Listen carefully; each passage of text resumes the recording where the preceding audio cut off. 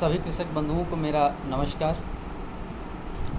आज हम लोग खेती बाड़ी से जुड़े सबसे ज्वलंत मुद्दे पे बात करेंगे। सबसे ज्वलंत मुद्दा है नैनो टेक्नोलॉजी पे आधारित उर्वरक। अभी किसानों तक तो पहुंच गया है कि हाँ नैनो यूरिया आई है, नैनो डाई आने वाली है, हम लोगों के बीच में आ रही है, लेकिन काफ़ी किसान अज्ञानतावश अभी उनको ये नहीं पता कि हमें प्रयोग कैसे करना है या कितना कितना मात्रा में, कितने बीघे में कैसे प्रयोग करना है, किस फसल में प्रयोग करना है, कब कब करना है। तो ये कई सारे विचार किसानों के दिमाग में उत्पन्न हो रहे हैं। कई कई किसान कहते हैं हमने बोरी का ही प्रयोग किया अभी तक, तो इस पे अभी कोई विश्वास नहीं, कैसे हम करेंगे, कैसे करना चाहिए इसकी जानकारी नहीं है। तो आज उसी संबंध में आप लोगों के समक्ष मैं उपस्थित हुआ हूँ और नैनो नाइट्रोजन से संबंधित जितनी भी जानकारी एक किसान को चाहिए होती है वो सारी जानकारी के बारे में आज चर्चा करेंगे हम लोग। देखो, सर्वप्रथम तो किसानों के दिमाग में ये है कि हम कितनी मात्रा में प्रयोग करें इसको। तो इसकी मात्रा जो है वो 4% के घोल में प्रयोग करना है। 4% का घोल मतलब होता है 1 लीटर पानी में आपको 4 ml मिलाना है।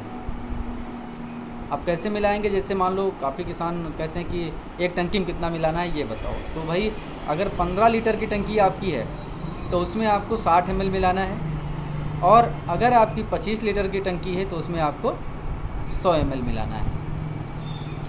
अब इसका छिड़काव कब करें हम?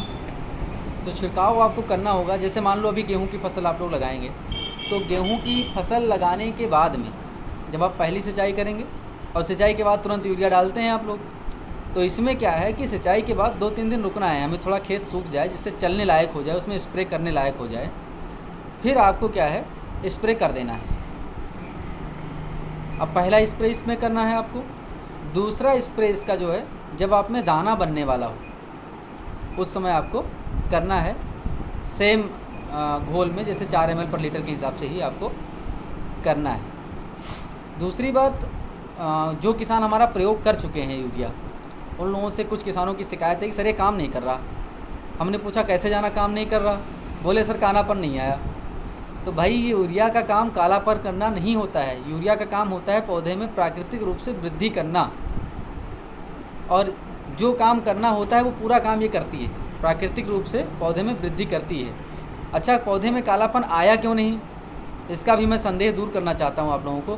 देखो, जब आप दानेदार यूरिया डालते हो तो उसके कण की साइज़ क्या होती है? उसके कण की साइज़ होती है 1 मिलीमीटर, और इसके जो कण की साइज़ होती है वो 32 नैनोमीटर होती है। मतलब दोनों की तुलना करेंगे तो काफ़ी अंतर आएगा दोनों में। दूसरी बात, उसमें कालापन क्यों आता है? कालापन आने का कारण है कि वो जाती है तो जाते ही तुरंत एक तो उसका वाष्पीकरण होता है, तो तुरंत घुलती है और उसका काम मुश्किल से 3 से 4 दिन तक रहता है। उसका रिजल्ट जो है 3 से 4 दिन तक रहता है। 3 से 4 दिन में ही जो काम करना है करेगी, फटाफट काम की।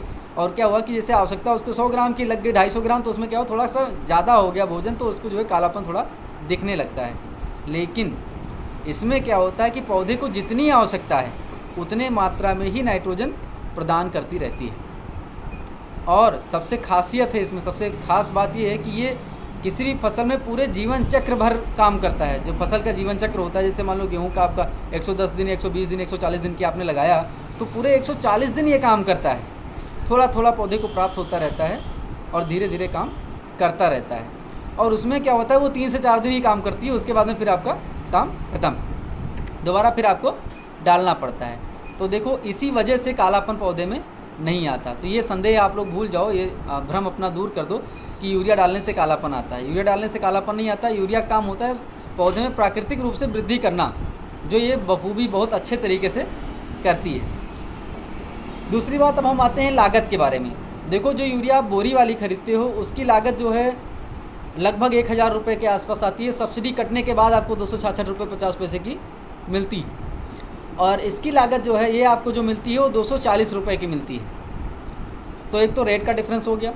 दूसरा, परिवहन, जैसे आप मान लो 10 बोरी लेने गए, तो 10 बोरी लिए कोई रिक्शा करोगे या ठेली करोगे या तांगा करोगे, कुछ ना कुछ करोगे, या ट्रैक्टर ले जाओगे, उसमें डीजल पड़ेगा, उसका पैसा आपका खर्चा होना है। इसमें क्या करना है, एक झोला लेना है, झोले में रख लिया और कहीं भी लेके चले गए, तो आपका परिवहन का पैसा भी बचना है।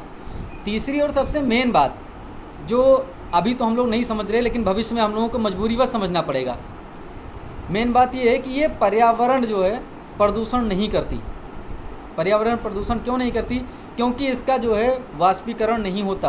ये पत्तियों के माध्यम से पौधों को मिलती है, इसका किसी प्रकार का कोई वाष्पीकरण नहीं होता। और दूसरी बात, मृदा में भी ये नहीं जाती, चूँकि ये पत्ती के माध्यम से जाती है ना, जड़ के माध्यम से जाती नहीं, तो मृदा में नहीं जाती, तो आपका मृदा प्रदूषण भी नहीं होता। और मृदा के माध्यम से जो यूरिया आपके जल में पहुंचती है, तो जल का प्रदूषण भी इससे नहीं होता। तो इससे सबसे मेन आपका कार्य क्या है कि मृदा प्रदूषण भी आपको या किसी भी प्रकार का कोई प्रदूषण भी इससे नहीं होता है, तो आपका जो है पर्यावरण भी अच्छा रहता है। उसके बाद में प्रदूषण में क्या होता है, एक तो मृदा की जो पीएच वैल्यू होती है, अम्लीय क्षारीय, तो जो बोरी वाली यूरिया होती है वो मृदा में क्या होती है, अम्लीयता बढ़ाती है। और अम्लीयता बढ़ते बढ़ते धीरे धीरे क्या होता है, आपका खेत जो है ख़राब होने की कगार पे पहुंच जाता है। और ये क्या करती है, ये किसी प्रकार का कोई मृदा में जाके काम नहीं करती, इस वजह से ये किसी प्रकार की कोई हानि नहीं करती है। और सबसे अंतिम बात अब आपको हम बताना चाहेंगे कि ये जो करती है, ये जो प्राकृतिक वृद्धि, एक पौधे की जो प्राकृतिक वृद्धि चाहिए, जो टाइम पीरियड उसको चाहिए, उसी टाइम के अनुसार ये कार्य करती है, ये जल्दी नहीं करती है। जैसे जो पौधे के पकाव की स्थिति जो है, जब आपका दाना पकना होता है उसी हिसाब से ये कार्य करती है। और जब आप बोरी की यूरिया ज़्यादा डाल देते हो तो उसमें क्या होता है, मान लो 110 दिन में पकना है, ज़्यादा यूरिया जल्दी जल्दी देने लगे आप, तो 105 दिन में ही पक के तैयार हो गई। लेकिन इससे हुआ क्या कि आपका जो उत्पादन है वो आपका थोड़ा कम हो जाता है, इसमें उत्पादन भी आपका कम नहीं होना है। और सबसे अंतिम बात मैं कहना चाहूँगा, इफ़को का जो मोटो है, ध्येय वाक्य जो है नैनो यूरिया के बारे में, वो ये है कि इफ़को का वादा लागत कम उत्पादन ज़्यादा। तो इसको साकार करने के लिए आप लोग आज ही से नैनो टेक्नोलॉजी से जुड़िए। और ये आप, एक और ख़ास बात इसकी ये है कि आप चाहे कश्मीर में लो या कन्याकुमारी में लो या आप बहराइच में ख़रीदो, सब जगह इसका MRP जो है, वो रेट जो है वो एकदम समान है, आपको मात्र 240 रुपये की कीमत पे मिलेगी।